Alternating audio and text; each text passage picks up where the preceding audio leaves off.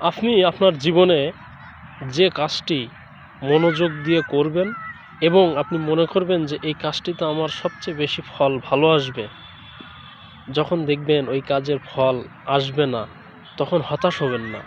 কারণ আপনার সৃষ্টিকর্তা আপনার জন্য এর থেকে আরও অনেক ভালো কিছু আপনার জন্য রেডি করে রেখে দিয়েছে, শুধু সময়ের অপেক্ষা। কখনোই হতাশ হবেন না, মন খারাপ করবেন না। অবশ্যই আপনার সৃষ্টিকর্তা আপনার জন্য ভালো কিছু রেখে দিয়েছে।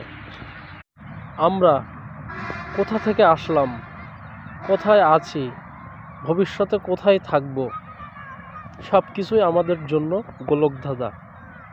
কি সুনিপুণভাবে সৃষ্টিকর্তা সেট আপ করে রেখেছেন এবং সৃষ্টিকর্তার দেওয়া অসাধারণ আমাদের জীবন লাইফ সার্কেল সেট করা। আসলে এই কথাটি কিন্তু সত্য। প্রয়োজনের সময় অনেক কিছুই আপনি পাশে পাবেন না, আবার অপ্রয়োজনের সময় অনেক কিছুই আপনি পাশে পাবেন। এটাই মনে হয় বাস্তবতা। সময়ের কাজ যদি সময়ে আপনি না করেন, এটা অসময়ে বিষ ফোঁড়ার মতো হয়ে যাবে। এই জন্য সময়ের কাজ সময়েই করতে হবে। সময়ের কাজ অসময়ে করলে ফল ভালো আসবে না। নিয়ম তৈরি হয় মানার জন্য, কিন্তু নিয়ম যদি তৈরি হয় ভাঙার জন্য, তাহলে তো আসলে সেই নিয়ম আর নিয়ম থাকবে না।